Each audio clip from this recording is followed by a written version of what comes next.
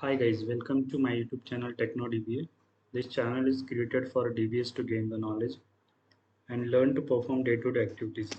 So in today's video, I'm just going to share you the installation of SnowSQL and connection to the database.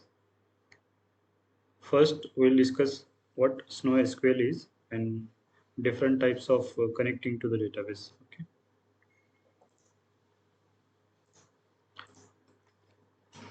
So basically, there are different approaches for login to our Snowflake database or Snowflake portal. One is a web-based user interface, that is app.snowflake.com. Another is command line interface, that is CMD, you can say. And in Snowflake, that is called as SnowSQL. And you can access using this command line interface everything in the database. Other few approaches are JDBC, ODBC drivers, then some native connectors such as Python, Spark, etc. And you can also use third-party connectors that is used for ETL workflows or some Tableau type of formats. So we'll now come to our SnowSQL part. This SnowSQL is a Snowflake command line interface client that can be installed on this 64-bit operating systems only. That is a Linux or a similar kind of compatible operating systems, then Mac OS, and then our regular Windows. And it can be installed on 64-bit version only. Okay, I'll show you how to install and log into our database. So this is a direct URL for downloading the SnowSQL, but we can search on Google and install as well. Let's start it. SnowSQL download. Then we can just browse through some websites. Click on this. Then you need to select the operating system you want. So I'm going to select this Windows 64-bit. Then this is the version of the SnowSQL. So I'll just go to our latest version, that is 1.2.9.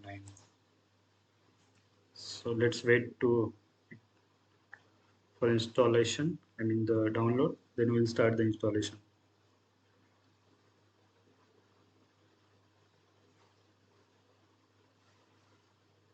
Okay, download just finished. Just open the file. And this installation is quite easy. Just next and then select the location to install. I'm selecting just a default location. Click on install and it will ask some permissions and then it will start the installation. And you can see it's just finished installation. This is the one screenshot you can make use of, that is for logging using command line. You just need to put SnowSQL, then -a, that is account name, and then login name. I just explained how to get the account name in another video. You can see that. And there are some configuration you can perform in our configuration file to avoid the password issues. I mean, you can just put the password one time and then you can make use of that. So you don't need to put the password again and again. So you can see our SnowSQL is installed. I'll just click on finish. Okay. Now I'll open this command prompt. Let's see if it's installed or not. Just put SnowSQL -d.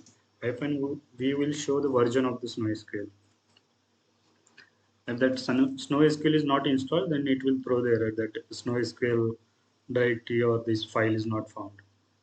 So you can ignore this error actually. This is my system related. So it has written this SnowSQL version 1.2.21. Okay. So now I'll show you how to log into our database using SnowSQL. So I just explained to you that what we need is account name, username, and password. So this is the command we can use, NoSQL, then -a is for account name, then -u for username. So I'll just paste this command on command prompt. I think I need to copy it again.